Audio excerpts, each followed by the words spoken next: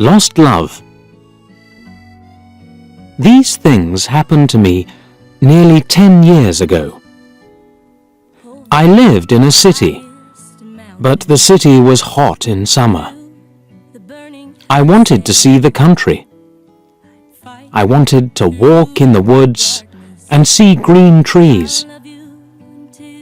I had a little red car, and I had a map too. I drove all night out into the country. I was happy in my car. We had a very good summer that year. The country was very pretty in the early morning. The sun was hot, and the sky was blue. I heard the birds in the trees. And then, my car stopped suddenly. What's wrong? I thought. Oh dear, I haven't got any petrol. Now I'll have to walk. I'll have to find a town and buy some petrol. But where am I? I looked at the map. I wasn't near a town. I was lost in the country. And then I saw the girl.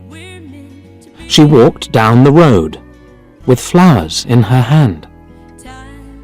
She wore a long dress, and her hair was long too.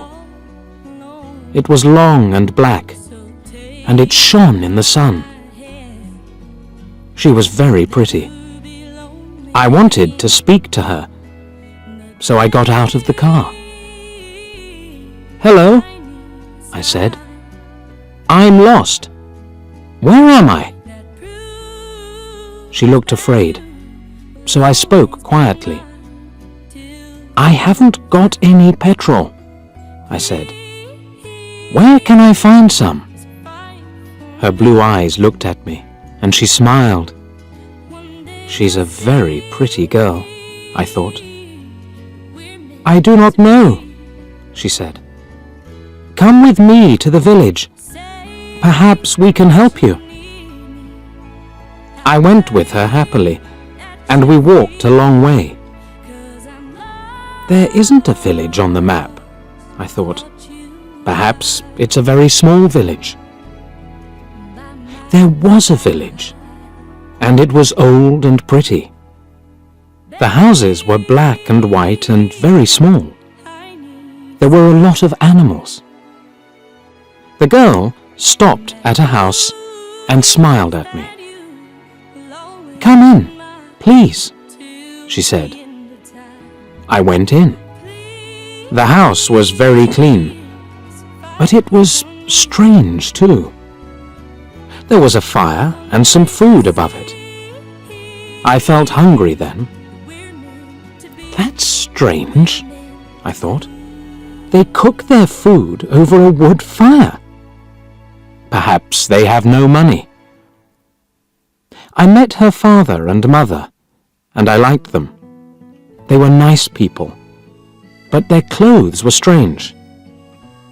"Sit down," said the old man. "Are you thirsty after your walk?" He gave me a drink, and I said, "Thank you." But the drink was strange too. It was dark brown and very strong. I didn't understand, but I was happy there. I asked about petrol, but the old man didn't understand. "Petrol?" he asked. "What is that?" This is strange, I thought. Then I asked, "Do you walk everywhere?" The old man smiled. "Oh, no. We use horses," he said. Horses? I thought. Horses are very slow. Why don't they have cars? But I didn't say that to the old man. I felt happy there. I stayed all day, and I ate dinner with them that evening. Then the girl and I went out into the garden. The girl's name was Mary, "This is nice," she said. "We like having visitors. We do not see many people here." We spoke happily. She was very beautiful. But after a time, she began to talk quietly, and her face was sad. "Why are you sad?" I asked her. "I cannot tell you," she said. "You are only a visitor here. We have to say goodbye tonight.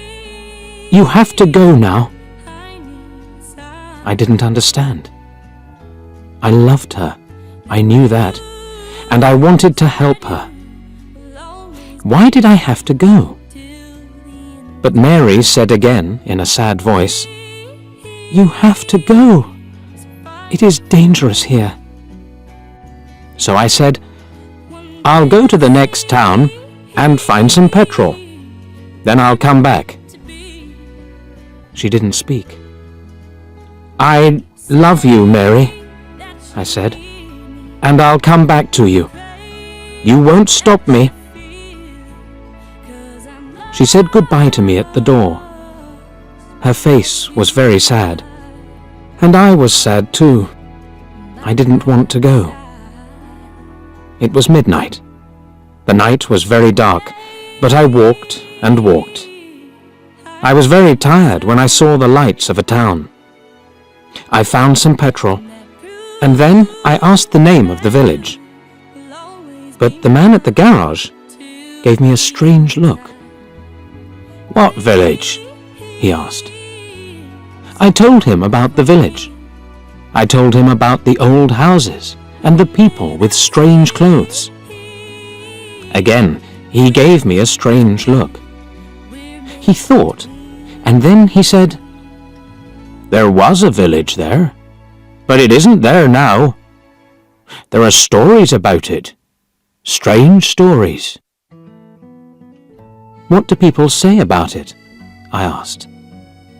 He didn't want to tell me, but then he said, "There was a big fire in the village. Everybody died. There aren't any people or houses there now." "How did it happen?" I asked. "And why?" "Oliver Cromwell killed them," he said.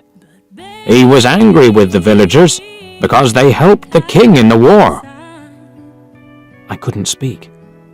This isn't right, I thought. That war happened 350 years ago. Then I remembered the strange clothes, the long hair, the food over the fire, and the old houses. And I remembered, too, about the horses. "But I don't understand," I cried. "I saw the people and the village. I spoke to some people there." The man looked quickly at me, and then he spoke. "There's an interesting story about the village. For one day, every 10 years, it lives again. But only for one day. Then it goes away again for another 10 years. On that one day, you can find the village. But you have to leave before morning, or you will never leave." Can this be right? I thought. Perhaps it was. Mary said, "You have to go." She loved me, but she said, "We have to say goodbye." She was afraid for me. Now I understand, I thought. I went back to the village, but it wasn't there. I looked again and again, but I couldn't find it. I saw only flowers and trees. I heard only the sound of the birds and the wind. I was very sad. I sat down on the ground and cried. I will never forget that day. I remember Mary, and I will always love her. Now, I only have to wait 2 months. The village will come back again. On the right day, I will go back. I will find her again, my love with the long black hair. And this time, I will not leave before morning. I will stay with her.